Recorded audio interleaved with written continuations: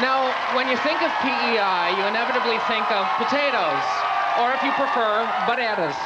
Everybody knows that PEI makes great potatoes. Nobody knows why. Maybe it's the red mud, maybe it's the salt sea air. But few people know that PEI potatoes come out of the ground bearing an uncanny resemblance to Canadians from history. So, Kathy, I thought it might be fun if we played a little game called Name That Potato. What do you think? Sure. Hi. Sorry.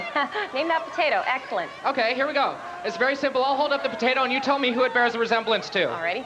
Okay, here's potato number 1. Oh, that's cute. Any idea? Of course, that's Anne of Green Gables. That's Anne of Green Gables. That was an easy one to get you started. Uh-huh. This one's a bit of a trick potato. Here's potato number 2. Who's that? That's easy. John Diefenbaker. John Diefenbaker, that's right. But it's no fair because the guy already looked like a potato. Now here's one for you, Kathy. Name this potato.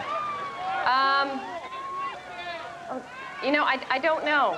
The answer should be relatively simple, Kathy, No, for you. I don't know. I'm sorry. Oh, come on, it's John A. MacDonald.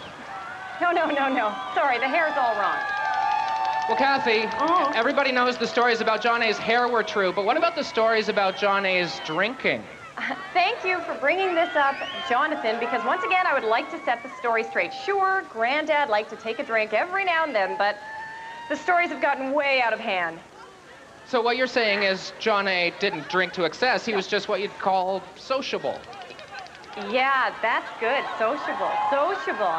Yeah, really sociable. I see. Did you know, Jonathan, that when he arrived for the Charlottetown conference, he had 10,000 bottles of champagne in the hold of his ship? Really? Yeah, and he shared some of it with the other delegates. So that's pretty sociable. I like that. Yeah. Sociable. That was awfully kind of him. Well, say what you will about the hair and the drinking. There's no question John A. MacDonald was a legendary Canadian. And here to sing a song as a tribute to other legendary Canadians, please welcome a legendary storyteller himself, Marie McLauglen.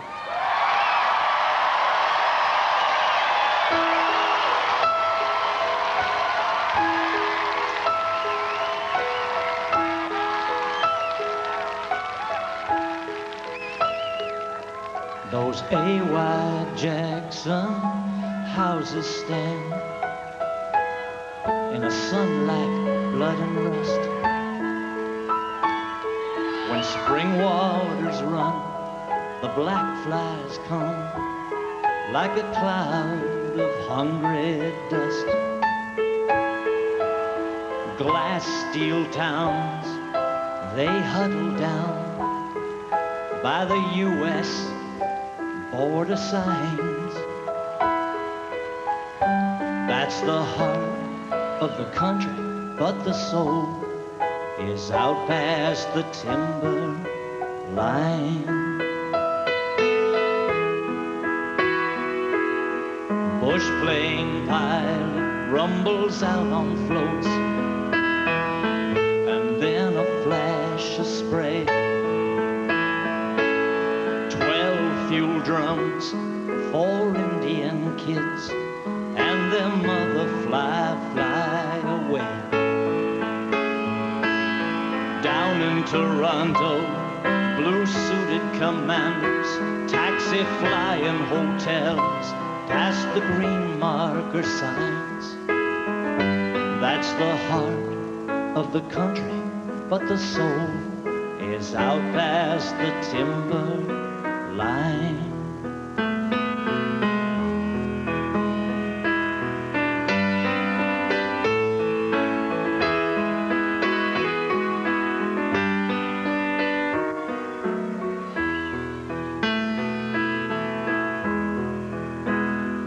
Oh, Canada, I would've never believed it. You got in my heart after all. You seem like such an endless place in a world that's getting small. No, Canada ain't some cabinet man in the Rideau Club at election time. Canada, it's somewhere out there. Canada, it's somewhere out there.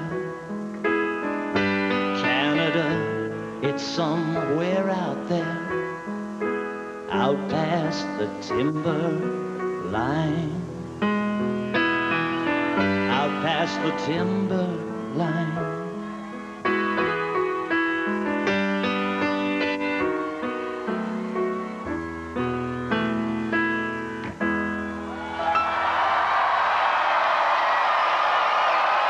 Happy birthday, Canada.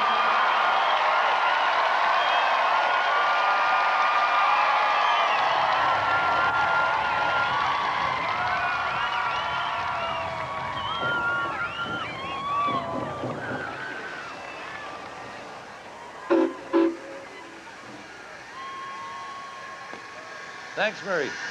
As always, that was fantastic. One of the dreams and the promises of Canada's forefathers was to unite this country from coast to coast.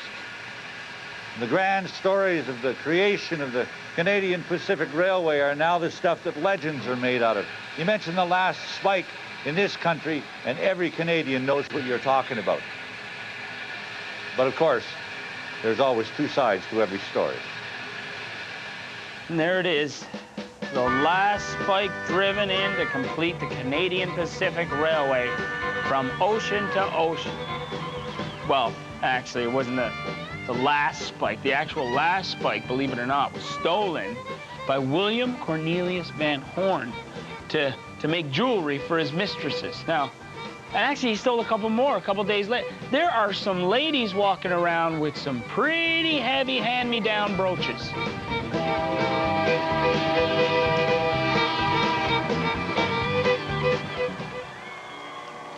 So Ontario's motto is, loyal she began and loyal she remains. I mean, what the hello? Bucky the Beaver and I were just talking about mottos. We think that Canada needs a little updating with its motto. So what do you think Canada's motto should be? You think about it, we'll check in with you later. Okay, could you stop that? It's making me a little dizzy. Tasty. Stop. Come here, you gotta see this. Pelicans. Pelicans in Saskatoon? What are you doing here? It's the prairies. Happy birthday, Canada. Canada jन्मदिन भी लख लख बधाई हो। Nahaelite Canada. Feliz cumpleaños, Canada. お誕生日おめでとう、カナダ。Sveiki, Kanada, Linjas, Vals, Svētkos. Makorokoto, Canada. Tilhamige med Amelet Canada. Happy birthday, Canada. Te deseamos un muy feliz cumpleaños, Canada. Maligayang bati sa iyong kaarawan, Canada. Buon compleanno, Canada. Buona fortuna a tutti. 생일을 축하합니다, Canada. Yom Holedet Sameach, Canada. Parabéns, Canada. Bonjour Canada et bonne fête. Kronya Pola, Canada. Celebrate Canada is brought to you in part by the all-new Ford Expedition. It has no equal, it has no boundaries. The Royal Canadian Mint. Via Rail Canada. Experience the train, experience the Renaissance. And Canada's 2,800 chicken farmers, proud to put grain-fed, healthy chicken on the tables of Canadians from coast to coast. Closed captioning for Celebrate Canada is brought to you in part by the totally new Ford Expedition. It has no equal. It has no boundaries.